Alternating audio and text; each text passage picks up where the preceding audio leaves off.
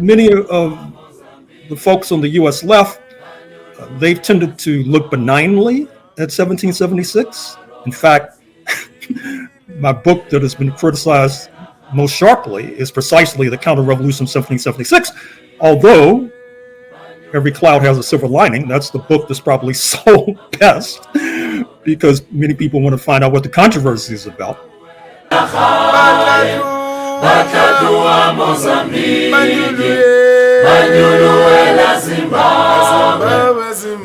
Hollywood focuses on organized crime because Hollywood is infested by organized crime.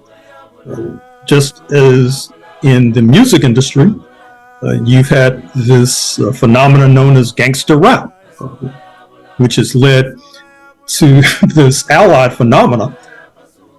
In ordinary lingo in the United States, gangsta has become a verb, an adjective. It does a lot of work.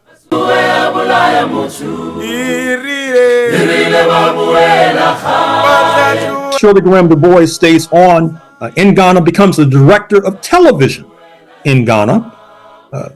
What she tries to do is install television monitors in villages in Africa, in classrooms, so that television could become a tool for mass education, as opposed to what it has become in the United States, at least, and perhaps elsewhere. That is to say, a tool for misinformation, a tool for mindless entertainment, where it is referred to colloquially as the boob tube.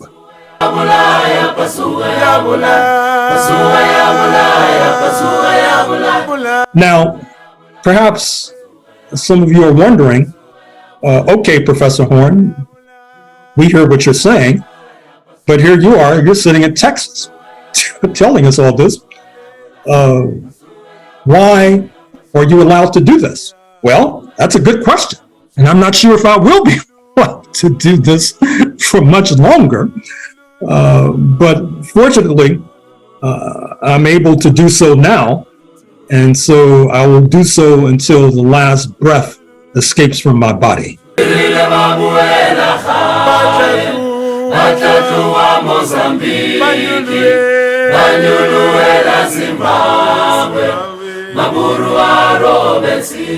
So hi everyone, and welcome to the third episode of Amandla, your monthly Pan-African internationalist program with historian political activist Dr. Gerald Horne. Before introducing our guest, our permanent guest of this show, I would like to welcome my two co-hosts. So we have Leonardo, who is joining us from Johannesburg, South Africa, and Fernando, our comrade Fernando, who will be joining us from France. So now let me turn to our guest. Our guest is a historian and longtime political activist in anti-racist Pan-African working class struggles. He holds the Moose Professorship of History and African American Studies at the University of Houston. He is the author of at least 50 books covering a wide range of critically important issues in the struggles of the oppressed masses, including Black internationalism, the music and film industry, imperialism, class struggles, settler colonialism, white supremacy, and the resistance of enslaved Africans. Our guest's latest books include Armed Struggle, ? Panthers and Communists, Black Nationalists and Liberals in Southern California through the 60s and 70s, and his latest book, African Americans in the New History of the USA. Trained as a lawyer, Gerald Horne has been at the forefront of the anti-apartheid struggle in the US in the 1980s as the president of the National Conference of Black Lawyers.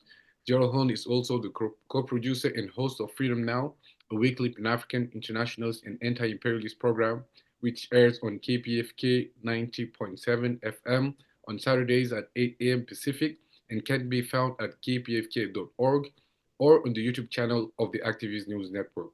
Gerald Horne is also the permanent guest of three other important programs that are worth mentioning. The Horne Report, which plays on diasporic music each week, on Black Power 96 Radio on Sundays at 3:30 Eastern Time and replays on the Activist News Network. Around the Horne, which is a weekly international news update on the Activist News Network, and De Facto podcast with our comrade and friend Anthony Ballas. So Dr. Gerald Horne, as always, it's an honor and privilege to have you. Thank you very much for joining us and welcome back on Black Power Media Reloaded. and Amandla, your monthly program. Thank you for inviting me. So today's session will be dedicated to relationship between African Americans and Mexico. So while our main focus will be on a book that Dr. Horne has published 20 years ago, actually in 2005, a book that is titled, I'm going to show it to the screen here, Black and Brown, African Americans in the Mexican Revolution, 1910-1920. So this is the book that we'll be mainly discussing today, but it's also important to mention that some of the issues that will be discussed today have been covered by Dr. Gerald Horne in another book, more recent book that is titled, and I'm going to show it here as well, The Counter-Revolution of 1836, Texas Slavery and Jim Crow and the Roots of U.S. Fascism. So now I'm going to let the floor to our comrade Leonardo to ask the first question. Hello, Professor Horne. It is a pleasure to be having this time with you, and greetings to all the audience and all the listeners.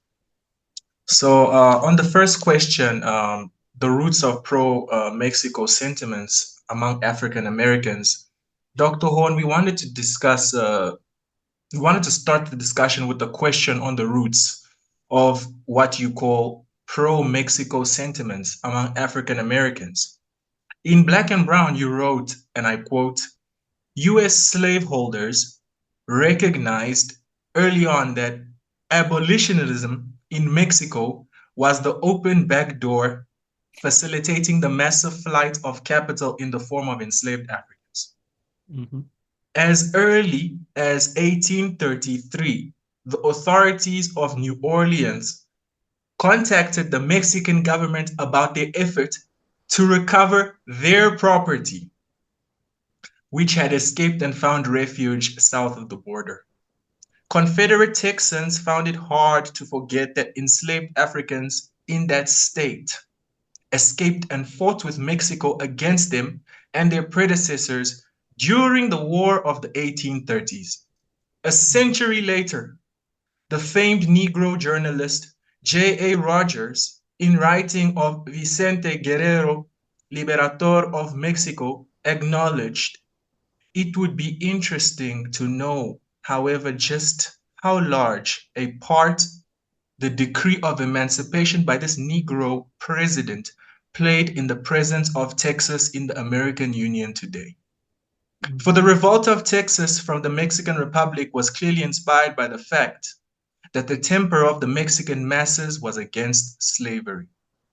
Mexico's reputation as an abolitionist stronghold may explain why the famed Black frontiersman Jim Beckwourth was accused of siding with Mexico during the 1846 war.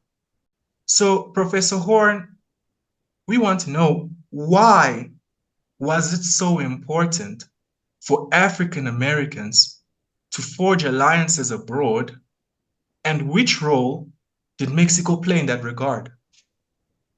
Well, in some ways, your comprehensive question has responded to the points that I'm about to make, but I'll reiterate them in any case. First of all, the book at hand and the subject for today deals with Black Americans in the United States of America, as opposed to Africans in Mexico itself, because Mexico under Spanish rule had African slavery in Veracruz, the port on the Caribbean Sea, which looks out towards Cuba, Jamaica, etc. There is a substantial population of African descent. However, I think it's fair to say, as your initial inquiry suggests, that there were significant differences between Mexico and its northern neighbor, the United States of America. Part of these differences stretch back to the early stages of colonialism. As I pointed out in my book on the 16th century, there was a distinction, and there is a distinction still to be made, between the colonialism set up by Protestant London versus the colonialism set up by His Catholic Majesty on the Iberian Peninsula. That is to say, as early as the 1500s, You had African conquistadors in Spanish Cuba, Cuba then being a Spanish colony, but they had to profess Catholicism, and then they could rise to this exalted level. But with regard to the Protestants, when they decided that they wanted to get a piece of the action with regard to the colonial feast, they were disadvantaged because if they were to use religion as a marker of society, there just weren't enough Protestants to go around, particularly compared to the Catholic side. And so improvisationally, you saw London move towards this new identity politics of whiteness, whereby and wherein they sought to make a kind of ersatz peace with those with whom they had been warring, English versus Irish, English versus Scots, English versus Welsh.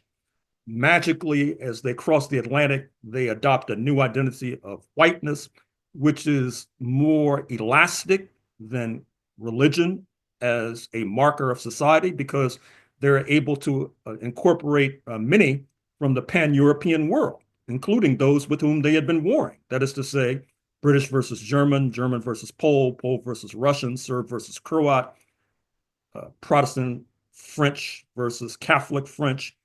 All of a sudden, when they cross the Atlantic, they have this new identity of whiteness. And in fact, the identity is so elastic that it's extended to those who were not rooted in Europe, but were Christians. I'm thinking of Lebanese Christians, for example, like the former presidential candidate in the United States, Ralph Nader. Egyptian Christians have been inducted into the hallowed halls of whiteness, believe it or not, particularly if they're melanin deficient. And this creates this contradiction between Mexico and the United States, which is heightened and exacerbated, as your comment suggests, when Mexico, under a president of African ancestry, speaking of Vicente Guerrero, in the late 1820s, moves towards abolition of slavery. At the same time, Mexico had made the fatal error of inviting so-called Anglos from the United States to populate their more sparsely populated colony, then known as Tejas or Texas. They wanted that colony more heavily populated because, of course, on that part of real estate, you have some of the fiercest fighters from the pan-indigenous world, particularly the Comanches and the Apaches. And sadly, the Mexican government wanted settlers to be in the forefront of battling those indigenous forces. And that led to the fatal error of inviting Sam Houston, Stephen F. Austin, and other so-called Anglos, who then began to liquidate the Native Americans. And of course, they're bringing in more Africans by the day and by the week and by the month. This sets up a conflict with the Mexican government, which, as noted, had moved to abolish slavery. And so what happens is that you have a war fought between the settlers in Texas, led by Sam Houston, Stephen F. Austin.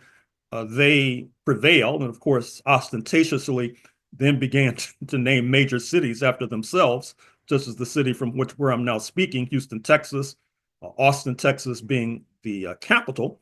And they set up an independent republic, the Republic of Texas, which leaps to the forefront in terms of challenging the United States for domination of the slave trade. The Lone Star flag of Republic of Texas can be found off the coast of Angola, off the coast of Brazil, off the coast of Cuba. And the problem for the Texas slaveholders is that they could not withstand the pressure from revolutionary Haiti, which saw as mission critical the ability to abolish enslavement in the hemisphere, because they understood correctly that as long as enslavement of Africans persisted, this would mean that their national sovereignty would be jeopardized. And let me add a parenthesis here, which is that when the Anglosphere moved towards whiteness as a major marker of society, that meant implicitly, if not explicitly, that those marked for enslavement would be disproportionately and heavily those of African descent. no room for Black conquistadors under the US flag, for example, as opposed to, as noted, Cuba. But what happens, as noted, is that the Republic of Texas, coming into existence in 1836, could not withstand the pressure. They crawl into the Union of the United States of America by 1845, where they've been ever since, although there have been rumblings about Texas seceding once again. But that does not end their problem, because Mexico was a sanctuary for fleeing Africans from Texas. In fact, it's estimated that there are thousands of formerly enslaved Africans from Texas who crossed the border into Mexico, and Mexico refused to return the stolen property, which heightens tensions with Texas, heightens tensions with the United States of America. Heightening tensions with Mexico leads Texas to be in the forefront of the U.S. war of aggression against Mexico, 1846 to 1848. The United States walks away with California, now the most populous state in the United States of America by some measures, the fifth largest economy on planet Earth, the home of Hollywood and Silicon Valley, not to mention agriculture and agribusiness. However, that does not end the misery of Texas enslavers, because despite this war of aggression, Africans keep crossing the border, leading to massive capital loss on the part of enslavers. So then Texas enslavers encourage the secession of the slaveholding states from the United States of America, leading to the U.S. Civil War, 1861 to 1865. And of course, during that U.S. Civil War, France, of all countries, intervenes on the side of the enslavers. France, in fact, seizes control of Mexico, believe it or not, and controls Mexico for a few years until their puppet leader, Maximilian, after the U.S. Civil War concludes in 1865, is captured by patriotic Mexican forces and assisted by Black forces and executed. I should also mention that in terms of bolstering the puppet regime in Mexico, France actually brings over Africans to fight on behalf of the puppet regime. It's estimated that some of the Africans flee into Mexico, flee into the United States, do not return to the continent after France is defeated, which suggests that there are descendants of these French-sponsored Africans still in this part of North America. Interestingly enough, the puppet leader, Maximilian, is executed by patriotic Mexican forces on June 19th, 1867. And I've argued in that second book that you mentioned, Buna, on Texas slavery, that in some ways, June 19th, 1867, when the French puppet leader Maximilian is executed, surpasses June 19th, 1865, which is now Juneteenth, this holiday supposedly marking the point when Black people in Texas found out that they were free, which is, there's so much mythology embedded in that. I don't necessarily have time to go into it all. But I should mention, however, that Black people in the United States played a central role in the dislodging of Maximilian from his perch in Mexico City, or in Mexico. Because what happens is that the Texas enslavers plan to continue slavery south of the border under the French flag, for example. And that would have continued but for the capture and execution of Maximilian, which is why I say the second Juneteenth, June 19th, 1867, does much more in terms of guaranteeing the end of African enslavement in North America than the June 19th, 1865 that we celebrate. So that's probably a preface and an introduction to the Mexican Revolution, but I'll let you take it from here. Thank you for that. Thank you for that, Professor Horne. On to our next question about mass migration of African Americans in times of revolution and war. The Mexican Revolution erupted during a particular decade with internal and external events that have profoundly transformed the lives of African Americans. As you recall in Black and Brown, the decade of the Mexican Revolution also witnessed the great migration of Negroes from south to west and south to north, which transformed African Americans by making them increasingly and transformed the nation as they gained the right to vote, a right they did not generally enjoy below the Mason-Dixon line until 1965. This migration was driven by many factors, certainly the boll weevil, racist terror, and job openings created by limited European immigration.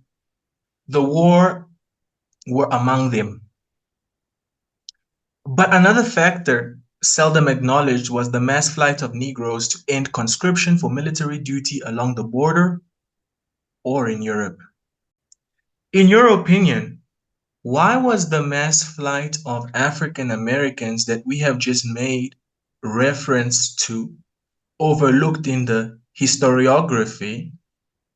Also, as we have pointed out in the introduction, the book was published 20 years ago. So we wanted to ask you if more recent scholarship have focused on the importance of the mass flight to avoid conscription to account for the mass migration of African Americans in the first half of the 21st century? Well, the answer is to a degree, yes. You may be familiar with the work of Chad Williams of Brandeis University, who's written on Black people in World War I. In fact, has a second book on W.E.B. Du Bois in World War I. World War I, that is to say, the war that erupts in August 1914, triggered in the Balkans, triggered in Sarajevo, but quickly incorporating a good deal of Europe, North America, and then, of course, the secret to the potency of the British Empire and the French Empire to a degree as well, is that they're able to recruit from their African colonies. For example, there are Senegalese who fight on behalf of the French during World War I. There are Jamaicans who fight on behalf of the British with regard to World War I. And of course, there are Black Americans who fight on behalf of the United States during World War I. And in some ways, the fact that the winners of World War I, including the British, their victory in some ways is preordained, and also helps to explain why the war erupts in the first place, because their major antagonists, speaking of Germany, did not have as much colonial manpower, so to speak, to draw upon. Of course, they did illicitly occupy German Southwest Africa, speaking of Namibia, executing the first genocide of the 20th century against the Namo and Herero, 1904 to 1908, a precursor to the, quote, Holocaust, unquote, of the 1930s and the 1940s. They occupied what is now Tanzania. They occupied a good deal of what is now West Africa, particularly Togo, but their colonies did not hold a candle to the territory and populaces controlled by their primary antagonists, speaking of the British. So I should also mention as well that with regard to embroidering on your inquiry, that with World War I, rather slyly and slickly, as noted, it erupts in August 1814, but the United States does not enter the war until the contending European forces had virtually exhausted themselves. Up until that time, it was selling to both sides, for example, helping to catapult US imperialism over British imperialism. That's one of the results of the war. And because of selling to both sides during the early stages of the war, that necessitated bringing in more labor power of Black people from Virginia to Philadelphia, from Mississippi to St. Louis, Chicago, and Milwaukee, for example. And as noted, these Black people, when they migrate, they tend to gain more rights, or at least more rights than they have in Dixie. And that helps to encourage even more migration.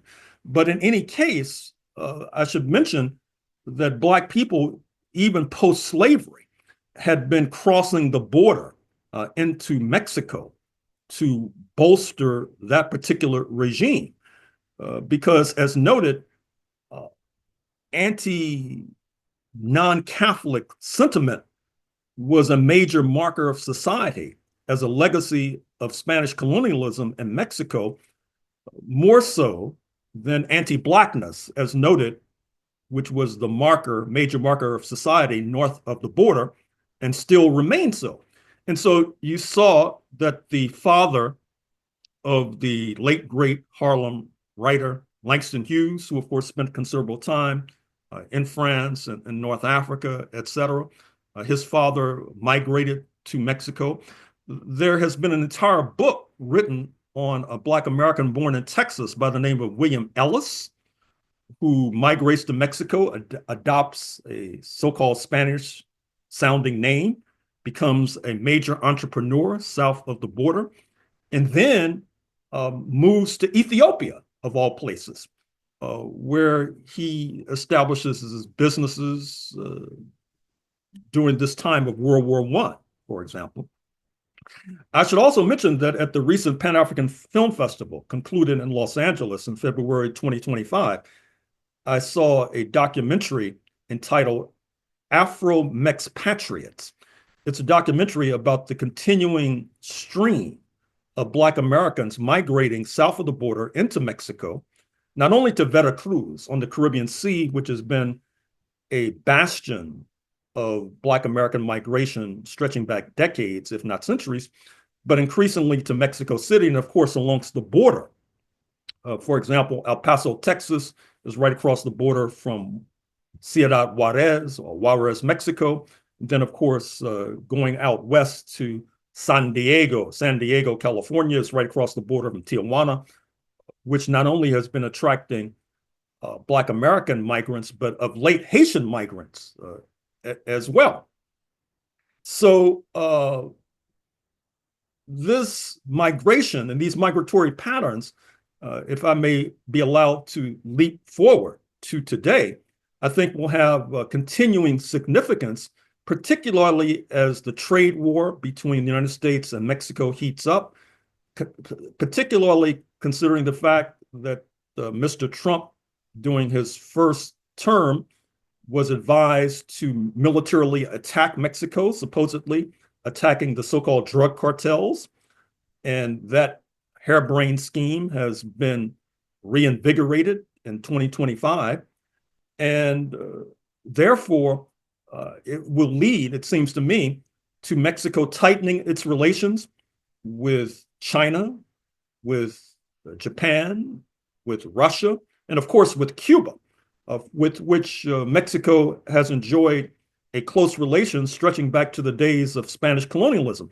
In fact, as I mentioned in the book on Texas, the second book, Raised, in the 1820s, there was a plan spearheaded by Mexico to invade Cuba. This is after Mexican independence, circa 1810. And the idea was that not only were they going to abolish slavery in Mexico, they were going to follow the Haitians and try to abolish slavery everywhere. And so they concocted a plan that unfortunately was aborted, not least because of pressure from the United States, to invade Cuba and overthrow African slavery in Cuba. And that particular close relationship between Cuba and Mexico has extended to this very day.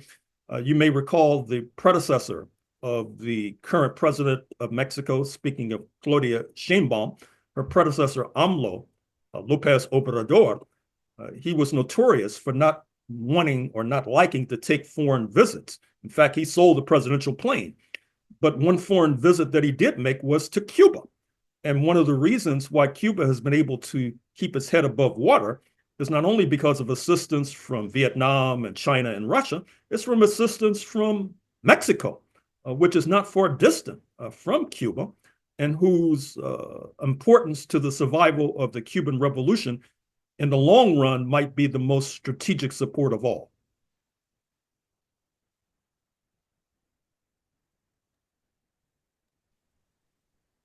Thank you for that, Dr. Horne.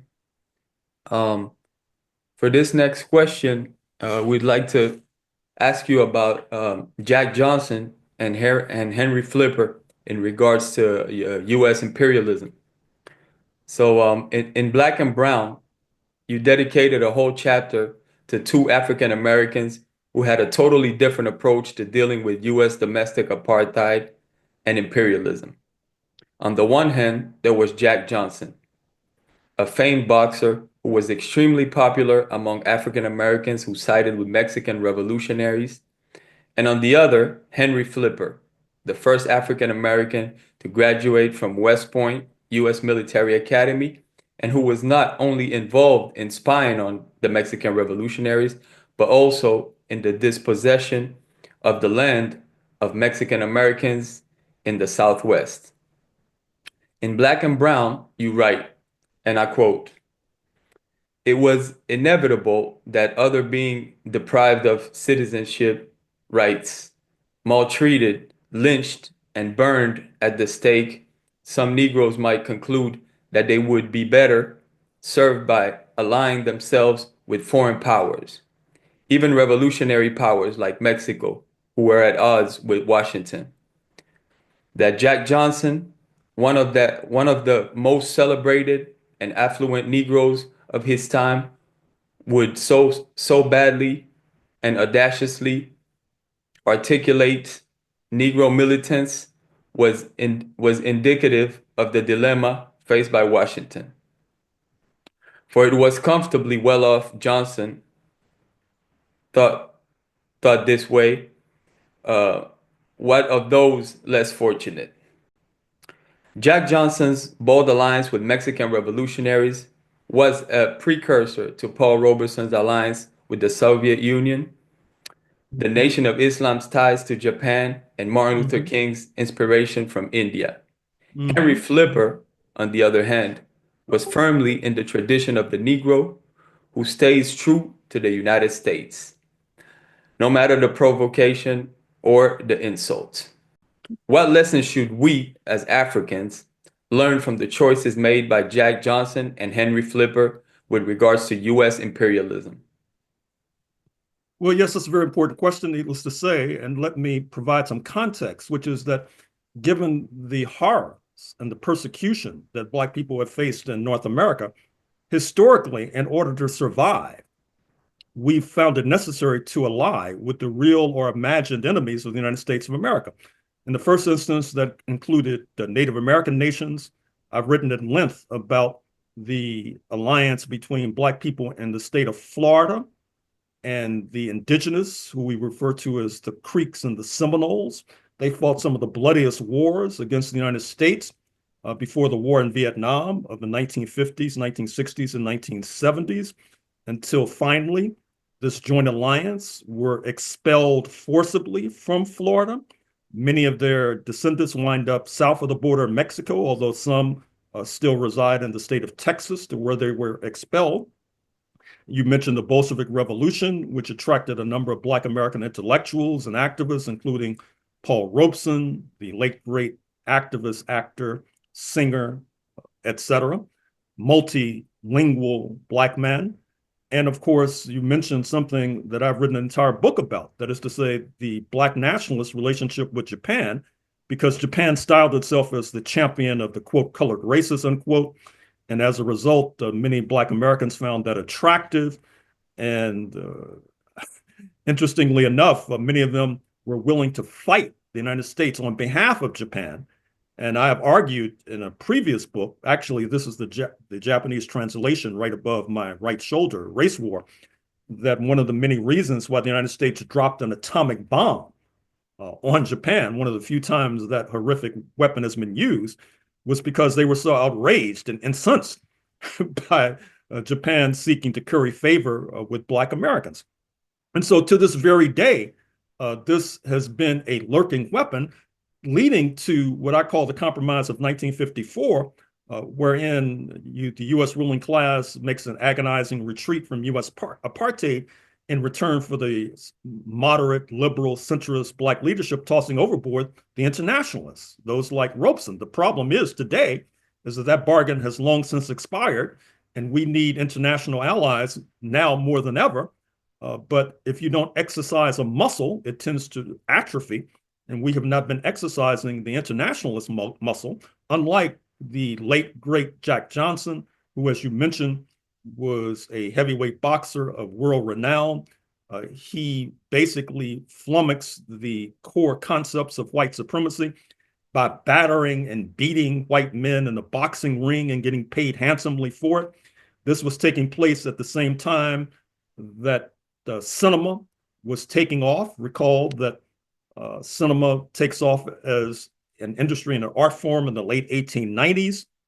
Many of Jack Johnson's boxing matches are filmed. You can still find them online, but they were shown in theaters, even in South Africa in circa 1910, which then inspires the Black people in South Africa. They were shown in theaters in the South, of the United States, leading to so-called race riots because the racists objected to Jack Johnson beating up these white men, beating them into a pulp. And then he had the audacity, as it would seem then, to consort with Euro-American women, which led to specific federal laws designed to ensnare and entrap him, which succeeded, which led to his conviction and flight to Mexico.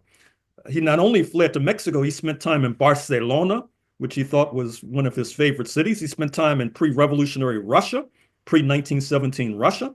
And of course, as noted, he spent time in Mexico, where he allied with revolutionaries and sought to build a bastion, a citadel of anti-Jim Crow just across the border. Alas, a regime change takes place in Mexico City, and he has to cross the border to the United States and winds up in federal prison. However, his antithesis, if you like, was Henry Flipper. He is an exemplar of what we see today. For example, until last week, the leading Black military man was C.Q. Brown in the United States of America, a decorated bomber pilot, by the way, who has fought in a number of U.S. wars.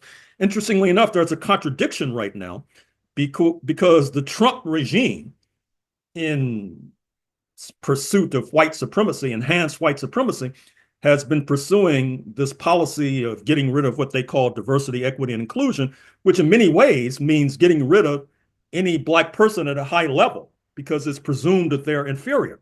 In fact, the joke amongst Republicans and Mr. Trump's comrades is that if they get on an airplane and they see a Black pilot, they get nervous because they figure he's just been put there because of diversity, equity, inclusion. He won't know how to land the plane, for example. And so it's that sort of naked racism that led to the sacking of C.Q. Brown. It may lead to the sacking of General Michael Langley, who is the head of AFRICOM, the Africa Command, which monitors, shall we say, Africa, for example. Obviously, this leads to contradictions in the Black discourse because many of the centrists and the liberals, their mission has been to see that these Black people rise to the highest level. Now Mr. Trump is wrecking that particular process, but they don't necessarily have a backup plan with regard to what happens when that policy of diversity, equity, and inclusion is wrecked. It's not only, of course, happening in the military sector. And interestingly enough, with regard to the judicial overthrow of affirmative action, the U.S. Supreme Court carved out an exception that says you can pursue diversity, equity, inclusion in the military because the United States has difficulty meeting its recruiting goals right now, not least because as part of a historic pattern, the non-Black sector of the population oftentimes has had more opportunities. And the Black sector of the population has had less opportunities. And so therefore, many of them stream into the military. The Supreme Court sought to take account of that. Mr. Trump says, no, we're getting rid of affirmative action and DEI in the military as well, which is creating a real contradiction for U.S. imperialism, which is one of the reasons that actually let me leapfrog to another topic, since I have an esteemed audience before me, which is that in September 2025, there will be the first face-to-face summit in Addis Ababa, Ethiopia, between the African Union and the Caribbean community. Caribbean community, of course, Jamaica, Barbados, etc. The African Union, headquartered in Ethiopia, including all African nations. And on the agenda, not only will be reparations to the descendants of enslaved Africans, but myself and others are recommending that Black Americans, who are, in a sense, part of the African Union, there is a representation of diaspora in the African Union, but of course, those seats are occupied by those who hold state power in Jamaica, Barbados, etc. We don't hold state power. But in any event, I'm recommending that our community, including the Afro-Canadian community, flock to Addis Ababa, not only to lobby for reparations, but to lobby for sanctions against the Trump regime because of the reign of terror inflicted upon Black people in this country as we speak, not least through police killings, execution by prisons, by prison inmates on death row, and also his threats to the national sovereignty of Canada. Because if the United States takes over Canada, the kinds of horrors that have been inflicted on us will be exported to north of the border. Now, of course, I'm not saying that Canada is an ideal state, but certainly I don't think it would be a step forward for Black people in Canada if the United States takes over. So once again, get the message out. Addis Ababa, Ethiopia, September 7th, 2025. I think it could really send shockwaves throughout this small planet if our forces show up, because it's guaranteed that the leaders of Jamaica, Barbados, etc., will show up.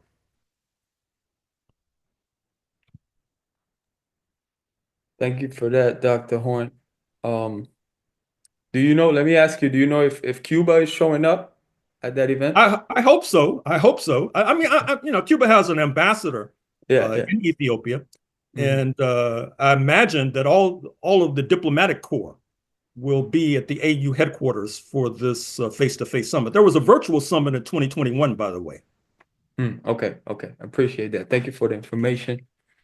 To get back to the book, in Black and Brown, you also explain why U.S. imperialism was so desperate to rely on Black soldiers to conduct its wars. You write, and I quote, "The need to rely on Negro troopers was heightened by the fact that in the border areas where those of Mexican origin raised large numbers, the U.S. authorities could not rely on Latinos to confront Mexico, if need be, or so they thought. New Mexico's worry was Mexico's joy. The Council of the latter in El Paso, Texas, boasted in 1914 that those of Mexican descent in Arizona and New Mexico were offering emphatically to take up arms against the United States. Whatever the case, Washington could not risk the possibility that this was empty verbiage and had to rely even more on its African American troops who, unlike those of Mexican origin and some European immigrants, did not have an allegiance to the real or imagined foes of Washington. Their importance was enhanced further by the fact that in many border countries, those of Mexican origin far outnumbered those who were not. A century later, the demographic composition of the U.S. went through profound change, but it seems that U.S. imperialism continues to rely heavily on Black people for its dirty wars. To give just an example, since the genocide campaign in Gaza started in October 2023, 4 U.S. soldiers have reportedly been killed, 1 in Gaza and 3 in Jordan, 2 males and 2 females. What should we make of this? What you should make of this is that U.S. imperialism is trying to pull Israel's chestnuts out of the fire which has led to collateral damage attempted to be inflicted upon South Africa. Mr. Trump, as you know, has worsened relations with Pretoria because Pretoria dragging U.S. ally Israel before the International Court of Justice, where it made out a plausible case for genocide inflicted by Mr. Netanyahu and his comrades in historic Palestine.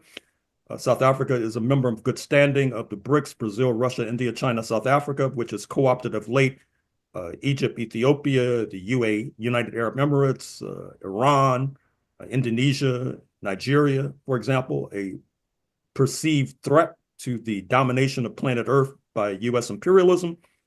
But to get more pointedly to the thrust of your question, the question in many ways raises one of the more nettlesome issues that U.S. imperialism has to deal with and has had to deal with historically. That is to say, one of the major reasons why indigenous Americans and Black Americans have been persecuted so horribly is that we have not necessarily had a big brother or big sister in the international community to speak out on our behalf. Now, part of the purpose of Pan-Africanism was to generate such, and to a degree, it has been generated. Reference my previous point about the CARICOM AU summit. And of course, just to clarify, we're uniting on the basis of reparations. We're uniting on the basis, hopefully, of sanctions against the Trump regime. We're not uniting on the basis of Kenya's intervention in Haiti or Morocco's attempting to snuff out the Western Sahara sovereignty, etc. However, if you look, as I talk about in my book on jazz, when Italian Americans were lynched in New Orleans in the 1890s, Italy threatened to intervene in the internal affairs of the United States of America because what had befallen their brothers and sisters.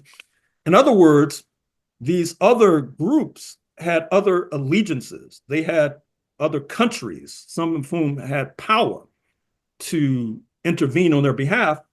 Black Americans and Native Americans did not have such a big brother or big sister. Mexican Americans did to a certain degree, as your quotation suggests. Just a day or two ago, I was in El Paso, Texas, which abuts Ciudad Juarez. They're twin cities across a stream of water, which the United States calls the Rio Grande, for example.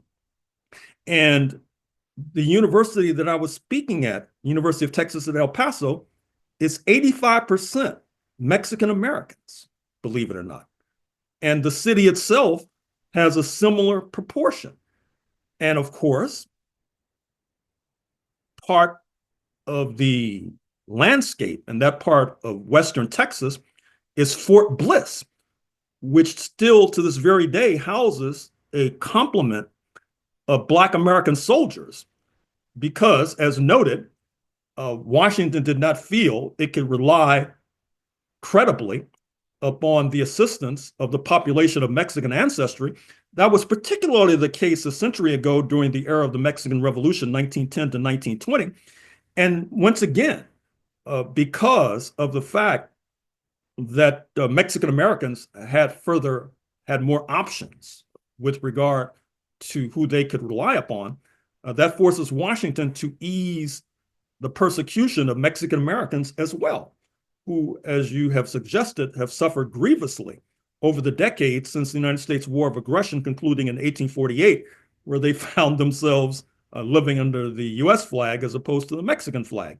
So these are some of the contradictions of the borderlands, and these contradictions were particularly heightened more than a century ago and still persist to this very day. Thank you very much for that, Dr. Horne. I did have a couple of questions in the book, but I just wanted to react very quickly to two of the things that you have said previously. The first one being the books that you mentioned on the African Americans in Japan. So just to tease our audience, these are books that we'll be discussing in the upcoming sessions. So the first one is the one I'm showing the screen. I don't know if people can see the title. So it's titled Facing the Rising Sun, African Americans, Japan, and the Rise of Afro-Asian Solidarity.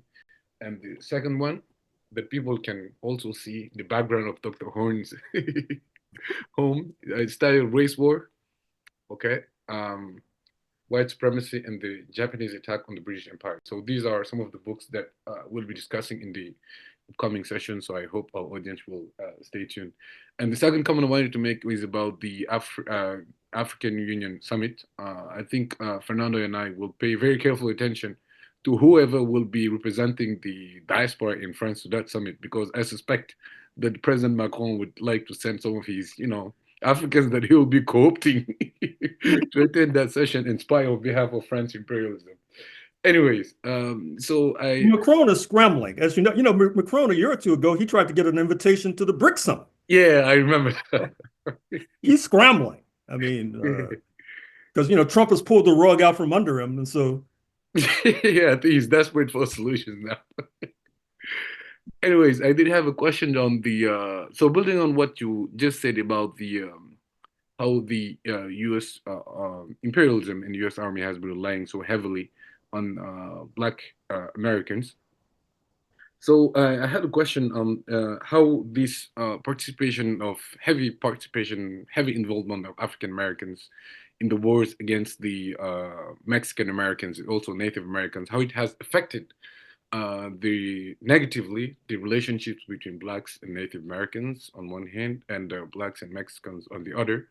Talking about the Buffalo Soldiers and their perception by Native Americans, you write in the book, and I quote, like many American Indians, say the New Mexico writer Tim Jago in 1997, and I quote Tim Jago, I find it hard to understand how a racial minority of Black Americans could allow themselves to become the mercenaries for the US government.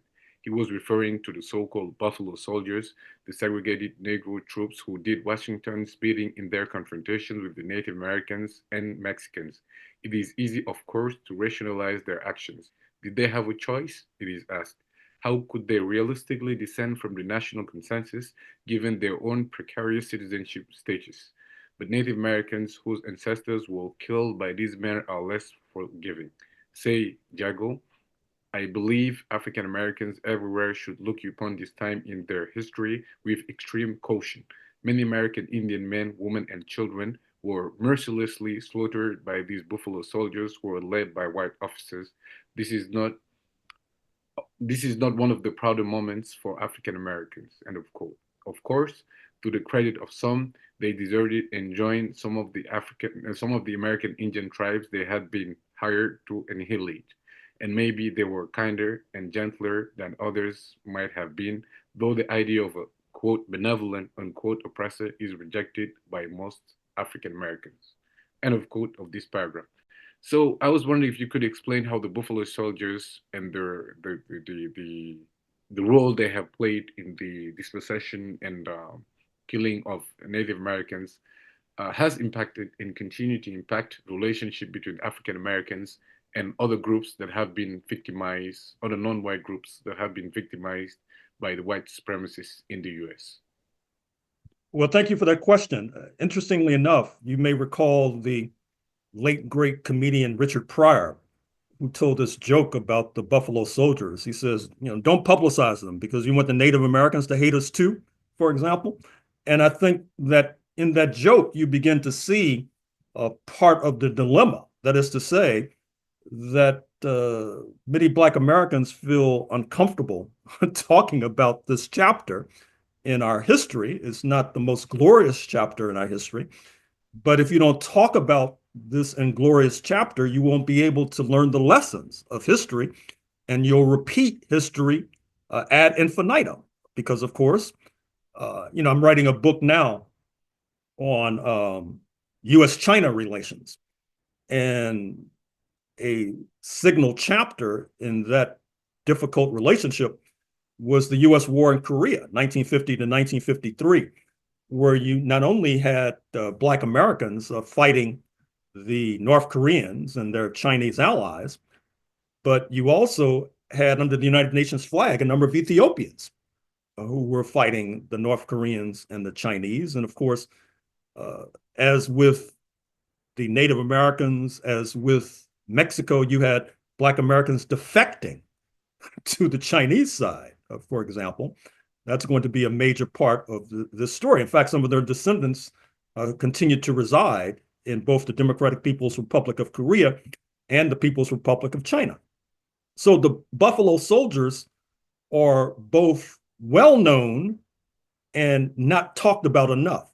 They're well-known because you may be familiar with the song by the late, great Bob Marley that discusses the difficulties and the contradictions that they faced, being the tip of the spear with regard to battling the indigenous nations of the U.S. Southwest, helping to clear the land, to use that euphemism, for the influx of European settlers.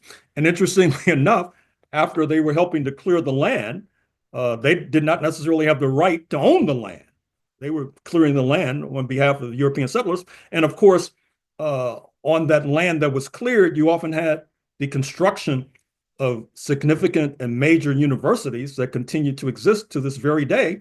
Of course, the descendants of the Buffalo Soldiers were not allowed to teach or matriculate in these universities.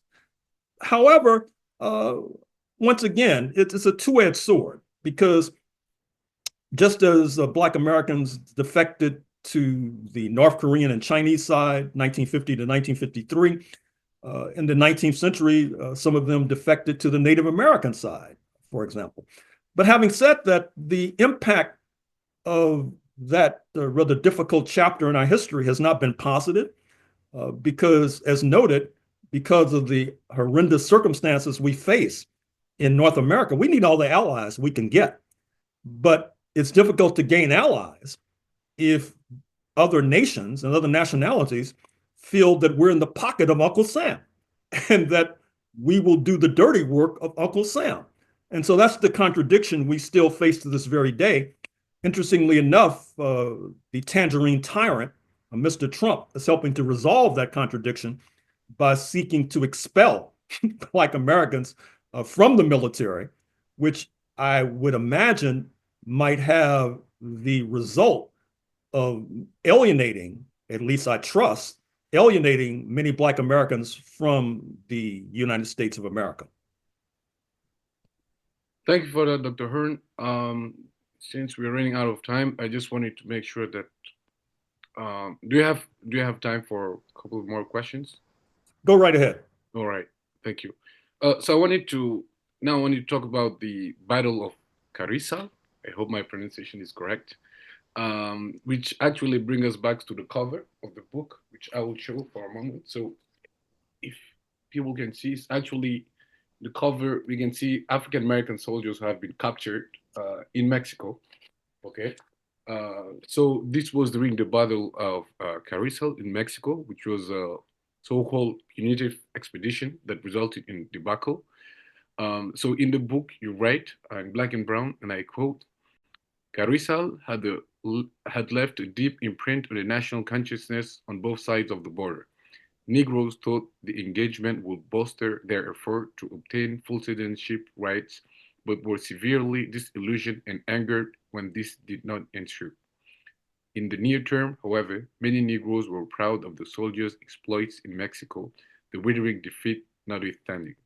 Congressman Sidney Mudd of Maryland represented a, quote, district in which there is a large Negro population, and I have many requests for the names of the members of the 10th Cavalry who were killed in the engagement at Carrizo. Some Negroes were eager to bask in the reflected glory of these latest Black casualties in the ongoing struggle to maintain a white supremacist state.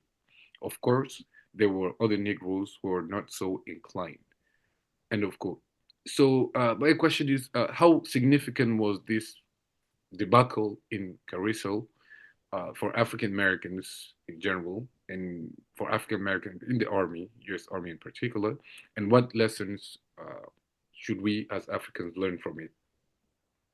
Well, I think the lesson is clear. Be very reluctant, to put it mildly, to embark on these escapades, these debacles at the behest of U.S. imperialism. What's interesting is that historically, there has been this mantra that if Black Americans make a blood sacrifice, if they give their lives on behalf of the United States, that it will mean enhanced citizenship rights. But it hasn't played out that way because I don't think that many of those who put forth this idea understood how deeply embedded and encrusted in this so-called republic has been anti-Blackness. In fact, I find it curious, and I've mentioned this more than once, that in the United States, you have various critics of socialism. You could wake them up in the middle of the night and they would start babbling instantaneously about the alleged debilities and weaknesses of the socialist project. And yet, republicanism, with the small r, anti-monarchy, it's clear that republicanism has had difficulty in absorbing any of those not defined as either European or, quote, white, unquote. That'll be the subject of a book that I published probably next year on the overthrow of the Wyatt Kingdom in 1893 by so-called Republicans overthrowing a monarchy. But once again, after they overthrow the monarchy, they establish an apartheid state, which is not unlike what happened in North America post 1776, for example. In some ways, this reminds me of a familiar scene from Mexico, for example. You might have seen this scene where a worker or peasant gets a donkey or a burro to pull the cart by putting a carrot on the end of the stick and putting it right in front of the nose of the donkey or burro. And the donkey pulls the cart because he's always trying to get a bite of this carrot. But he's pulling the cart, never gets a bite of the carrot, and it's not able to figure out what the game is. Well, in some ways, that has been the plight and dilemma of Black Americans. That is to say, we've been helping to pull the cart of US imperialism with this carrot of enhanced citizenship rights dangled before our nose, but somehow we're never able to get a bite of that carrot.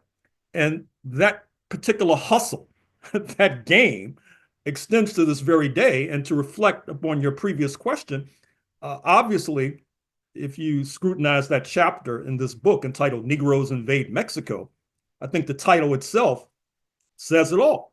And even though we may have forgotten that difficult chapter in our history, folks south of the border have not necessarily forgotten that.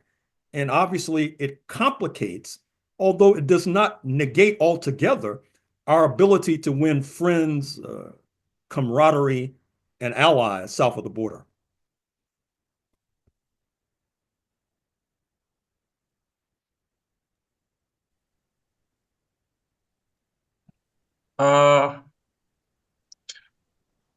Professor Horne, we have a question here about the plan of San Diego. Trump, a reaction to this plan. Among the schemes designed by groups that have been victimized by white supremacy, there was the so-called Plan of San Diego, which you describe in the book. The revolt was said to have been devised in the small South Texas town of San Diego on January 16, 1915. A provisional directorate composed of the 9 signatories would provide political leadership, while a liberating army of races and peoples made up of Mexican Americans, Blacks, and Japanese fighting under a red and white flag bearing the legend Equality and Independence would wage implacable warfare to accomplish its stated goals. Whether the Plan of San Diego was real or fabrication, as its successor, the Zimmerman telegram was said to be, has been hotly debated. Yet, it is undeniable that the plan has left a legacy of racial tension in South Texas that has endured to the present. Likewise, the racial violence in the borderlands during the Revolutionary era convinced many that the plan was not very different from what was already occurring.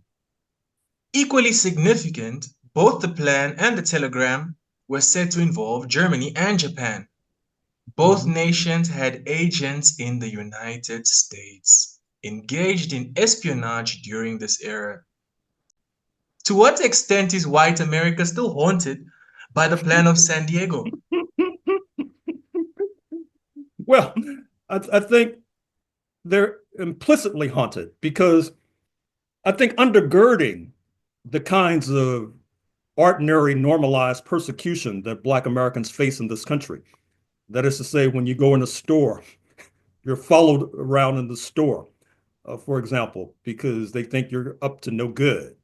When you walk the streets, the policemen want to stop you, even though they don't stop other people, because they think you're plotting against the state.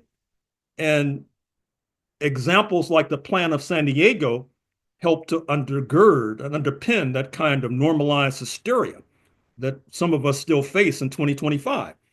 Which brings me to another point, which is that I think we need more research, not only on the plan of San Diego, but we need more research upon the role of German agents, in particular in the United States of America. And let me put out a plea to any who have access to German archives and read German, for example. Not, you don't have to speak it, just be able to read it.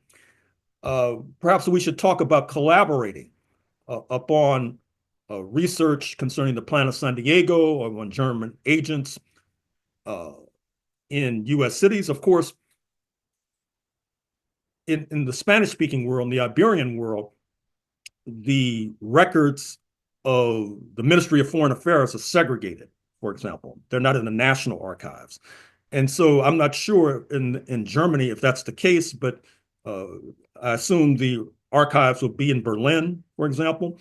And then you would look at the diplomatic records from Germany concerning the Texas-Mexico borderlands. You would look at the records concerning cities like New York and Washington and other cities that have major population centers. You would look chronologically at the period, I would say, from 1914 to 1918 to begin with. But the contradictions precede 1914 to 1918 as well. And so you could look at the records before then, because I think that with the contradictions accelerating between the EU, the European Union, and the United States, and the recent election of Chancellor Merz in Berlin, even though he's a creature of Wall Street, formerly working for BlackRock, he's made some disparaging comments about Mr. Trump and the United States of America. I think the contradictions will be accelerating between the EU and its locomotive, speaking of the Federal Republic of Germany and the United States of America. Perhaps we can even get some benevolent forces to fund this research. Because I think that the contradictions between the EU and the US are not going away anytime soon. And just as we talked about this summit in Addis Ababa about reparations, I think that the French in particular are going to be on the back foot because their door is going to be knocked on with regard to reparations. I think that they may try to deflect this talk by pointing the finger of accusation across the Atlantic at the United States of America, which I would welcome, to be frank with you.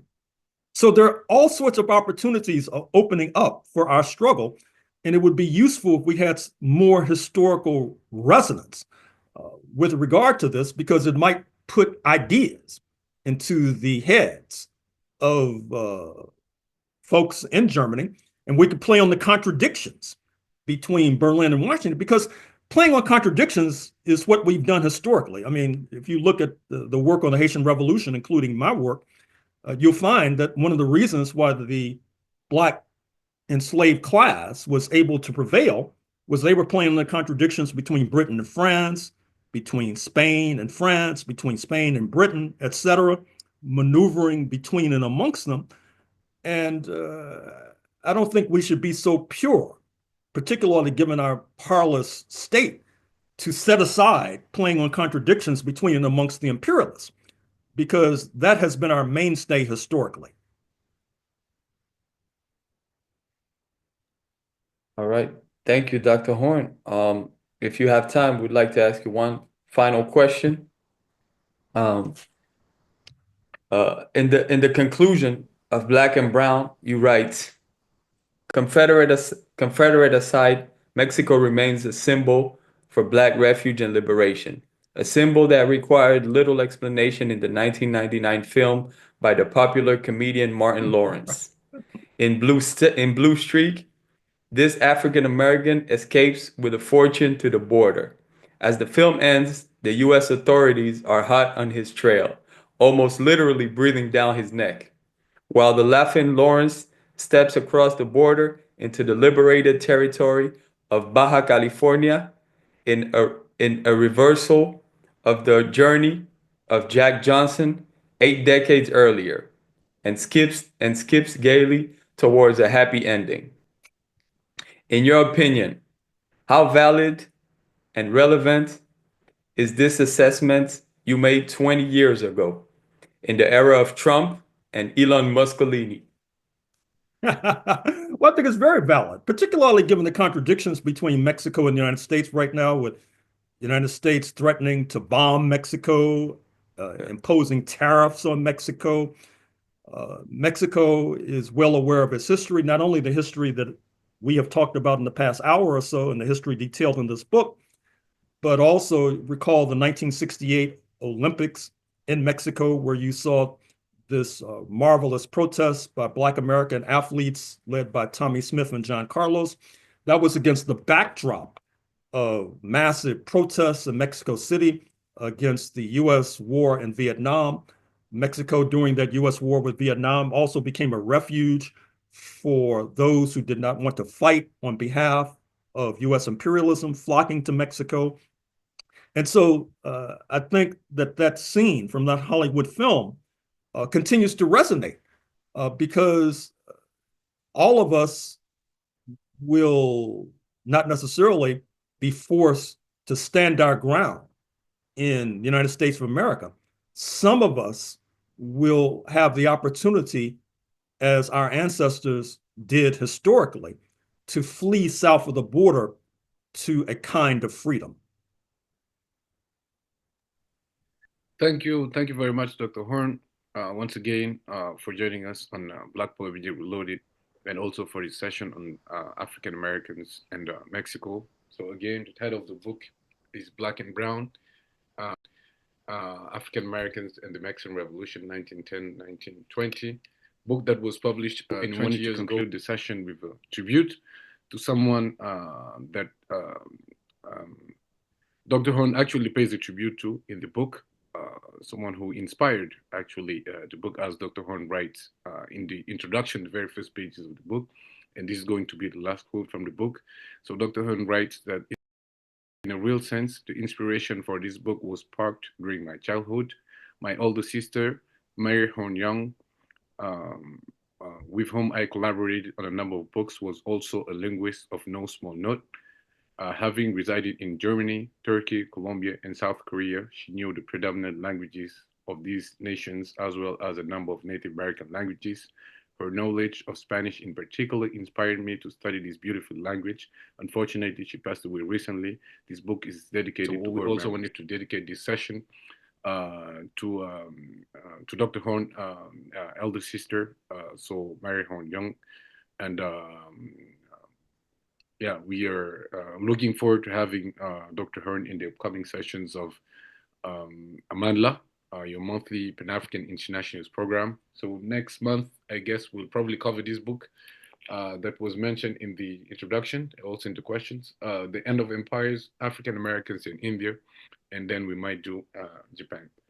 So Dr. Horne, I don't know if you wanted to add anything before we close. Any comment on the books that you're working on, or any other updates you wanted to give before we... Well, thank you for that recollection of my late sister. I certainly appreciate that. As noted, I'm working on a number of books. One dealing, as I said, with Hawaii, and Hawaii is a stepping stone to U.S. imperialism in the Asia Pacific, including the war in the Philippines at the end of the 19th century, beginning of the 20th century, and also its incursions into Indonesia, into Vietnam, etc. And then probably next year, I'll publish another book on North Africa, the conflict between predominantly Muslim North Africa and hegemonic Christianity in Ethiopia, for example. and the role of the United States in that 19th century conflict, which actually stretches back well before the 19th century. So those are my next project. And then, as I said, I'm working on a book on U.S.-China relations, which I've already detailed. I'm working on a book on slavery in Mississippi. I have a book on slavery in Washington, D.C. coming out in a few months. And let's see, some other books. I can't even think of these other books I'm working on, but they'll be emerging in due time. All right. Okay. Thank you very much, Dr. Horne. Thank you, Fernando. Thank you, Leonardo. And looking forward to talking to you soon. Thank you. Thank you, Dr. Horne. Hey, be sure to send me the link. Yes, definitely. Will do. All right. Good luck to you. Thank you. Bye-bye. Bye-bye.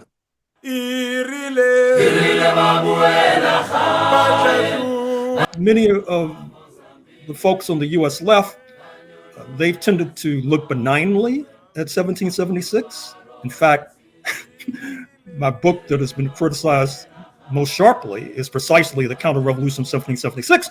Although every cloud has a silver lining, that's the book that's probably sold best because many people want to find out what the controversy is about.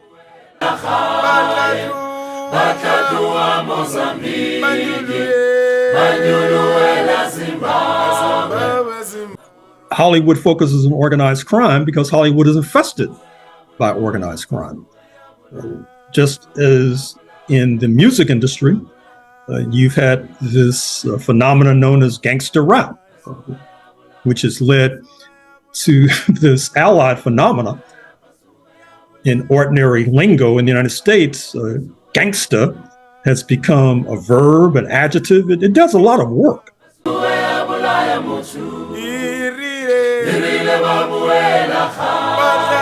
Shirley Graham Du Bois stays on in Ghana, becomes the director of television in Ghana. What she tries to do is install television monitors in villages in Africa, in classrooms, so that television could become a tool for mass education, as opposed to what it has become in the United States, at least, and perhaps elsewhere. That is to say, a tool for misinformation, a tool for mindless entertainment, where it is referred to colloquially as the boob tube.